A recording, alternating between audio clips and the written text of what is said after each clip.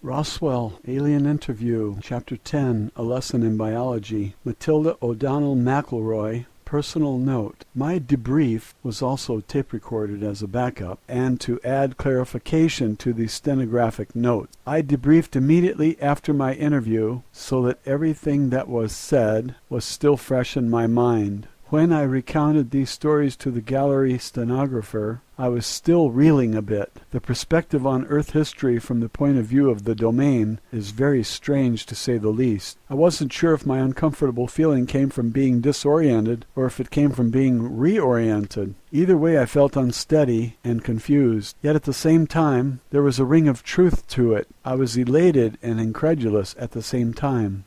The stenographer looked askance at me more than a few times as she recorded the history lesson I passed on to her. I'm sure she thought I'd lost my mind. Maybe she was right. However, if my mind had been filled with hypnotic suggestions and false memories by the old empire, as Errol suggested, perhaps losing my mind would be a good idea. I didn't have much time to ponder my personal thoughts about these things at the time. It was my duty to get all the information I could from Errol and pass it on to the stenographer as soon as Errol was finished. My job was not to analyze the information, just report it as accurately as possible. The analysis would be left to the men in the gallery, or whomever else was receiving copies of the transcripts. I also delivered a list of books and materials requested by Errol to the agent in the gallery room so these could be gathered and delivered to Errol. Each night after I left Errol, she spent the rest of the night reading or scanning the materials which had been delivered to her. The members of the gallery each received a transcript of the stenographic dictation to study, each looking for information that was of interest to them. In the morning after breakfast, I reported back to the interview room to continue my interviews or lessons with Errol. Official transcript of interview, top secret, official transcript of the U.S. Army Air Force, Roswell Army Airfield, 509th Bomb Group, subject alien interview, July 28, 1947, first session. The origins of this universe and life on Earth, as discussed in the textbooks I have read, are very inaccurate. Since you serve your government as a medical personnel, your duties require that you understand biological entities, so I am sure that you will appreciate the value of the material I will share with you today. The texts of books I have been given on the subjects related to the function of life forms contain information that is based on false memories, inaccurate observation, missing data, unproven theories, and superstition.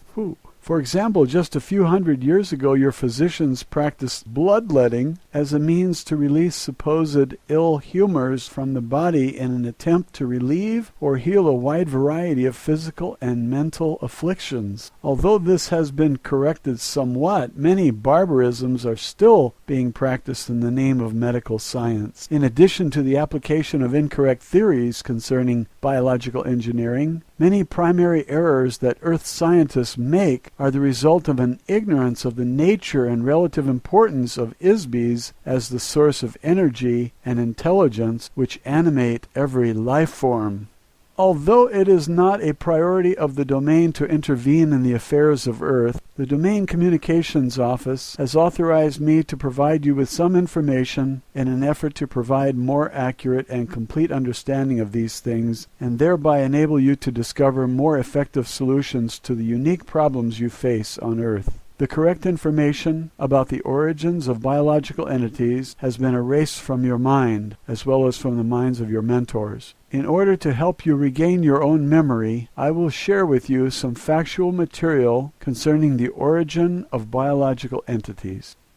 I asked Errol if she was referring to the subject of evolution. Errol said, no, not exactly. You will find evolution mentioned in the ancient Vedic hymns. The Vedic texts are like folk tales or common wisdoms and superstitions gathered throughout the systems of the domain. These were compiled into verses like a book of rhymes. For every statement of truth, the verses contain many half-truths, reversals of truth, and fanciful imaginings blended without qualification or distinction. The theory of evolution assumes that the motivational source of energy that animates every life form does not exist. It assumes assumes that an inanimate object or chemical concoction can suddenly become alive or animate accidentally or spontaneously, or perhaps an electrical discharge into a pool of chemical ooze will magically spawn a self-animated entity. There is no evidence whatsoever that this is true, simply because it's not true. Dr. Frankenstein did not really resurrect the dead into a marauding monster, except in the imagination of the Isbys, who wrote a fictitious story one dark and stormy night. No Western scientists ever stopped to consider who, what, where, when, or how this animation happens. Complete ignorance, denial, or unawareness of the spirit as the source of life force required to animate inanimate objects or cellular tissue is the sole cause of failures in Western medicine. In addition, evolution does not occur accidentally. It requires a great deal of technology, which must be manipulated under the careful supervision of Isbys. Very simple examples are seen in the modification of farm animals or in the breeding of dogs. However, the notion that human biological organisms evolved naturally from earlier ape-like forms is incorrect. No physical evidence will ever be uncovered to substantiate the notion that modern humanoid bodies evolved on this planet.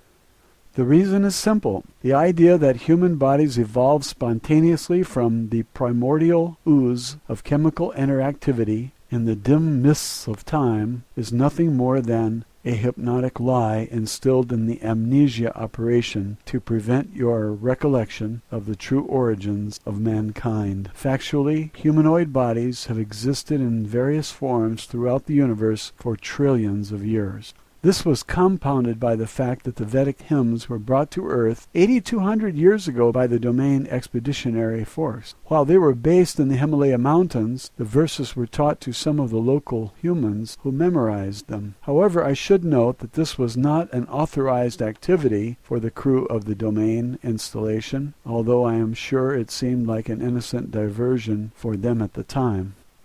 The verses were passed along verbally from one generation to the next for thousands of years in the foothills and eventually spread throughout India. No one in the domain credits any of the material in the Vedic hymns as factual material any more than you would use Grimm's fairy tales as a guide for rearing children. However, on a planet where all of the Isbys have had their memory erased, one can understand how these tales and fantasies could be taken seriously. Unfortunately, the humans who learned the Vedic verses passed them along to others, saying that they came from the gods. Eventually, the content of the verses were adopted verbatim as truth. The euphemistic and metaphorical content of the Veda were accepted and practiced as dogmatic fact. The philosophy of the verses were ignored, and the verses became the genesis of nearly every religion practiced on the planet except Hinduism.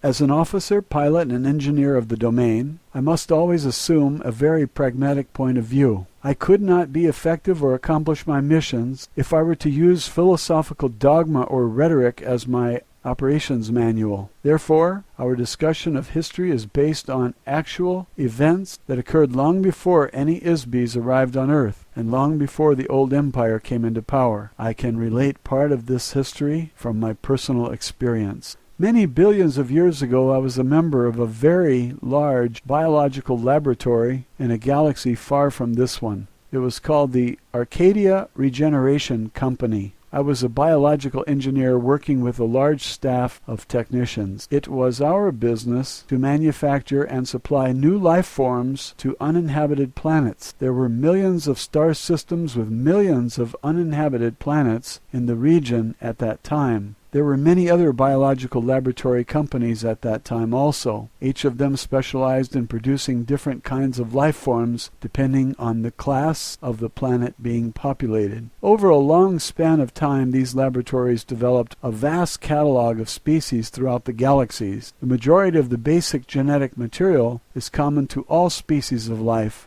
Therefore, most of their work was concerned with manipulating alterations of the basic genetic pattern to produce variations of life forms that would be suitable inhabitants for various planetary classes.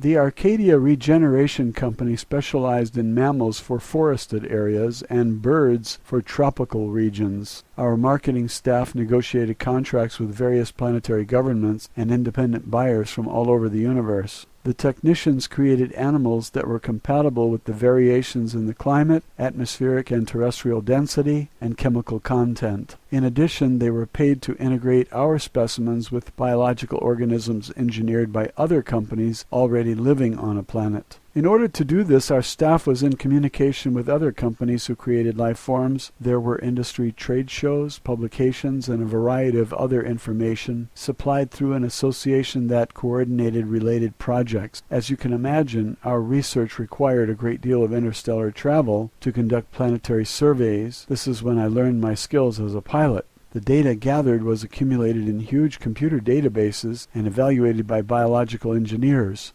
A computer is an electronic device that serves as an artificial brain or complex calculating machine. It is capable of storing information, making computations, solving problems, and performing mechanical functions. 1947. In most of the galactic systems of the universe, very large computers are commonly used to run the routine administration, mechanical services, and maintenance activities of the entire planet or planetary system.